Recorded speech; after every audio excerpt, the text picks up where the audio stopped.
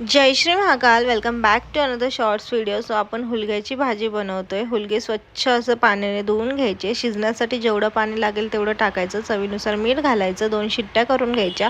Cooker होईपर्यंत मी इथे खोबरं किसून घेतलेलं, त्यात लसूण घालून बारीक करून घ्यायचं आहे. कुकर झालाय का बघायचं, हुलगे शिजलेत का बघायचे. खूप असे ओव्हर कुक नाही करायचे, थोडी कच्ची अशीच भाजी पाहिजे, कारण की ती खाण्यासाठी पण चांगली असते आणि पौष्टिक पण असते. त्यामुळे कोणतीच भाजी जास्त ओव्हर कुक कधीच करायची नाही, म्हणजे गाळ करायचं नाही बेसिकली.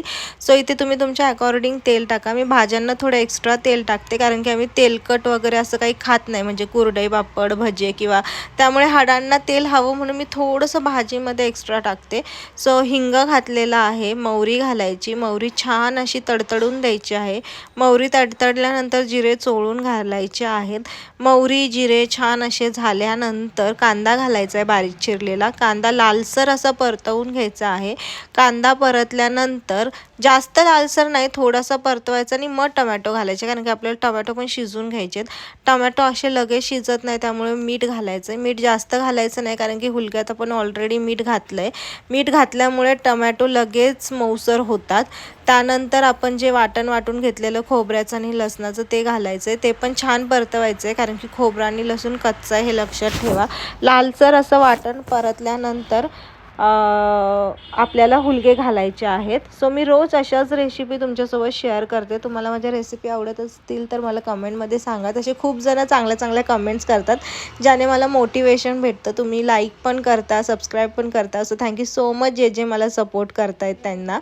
आणि निगेटिव्ह कमेंट तर अजून काही येत नाही आणि करू पण नका, असं मी अपेक्षा करते, करणार पण नाही अशी अपेक्षा करते. सो बेसिक मसाले घालायचे, जसं की हळद, लाल तिखट, कलरचं लाल तिखट.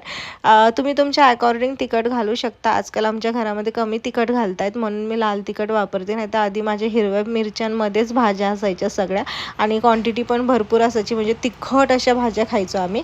पण हल्ली सगळेजण कमी तिखट खात आहेत. त्यामुळे त्यानंतर छान असे हे मसाले परतून घ्यायचे आहेत 1 मिनटं, आणि मग हुलगे शिजलेले घालायचे त्याच्यामध्ये.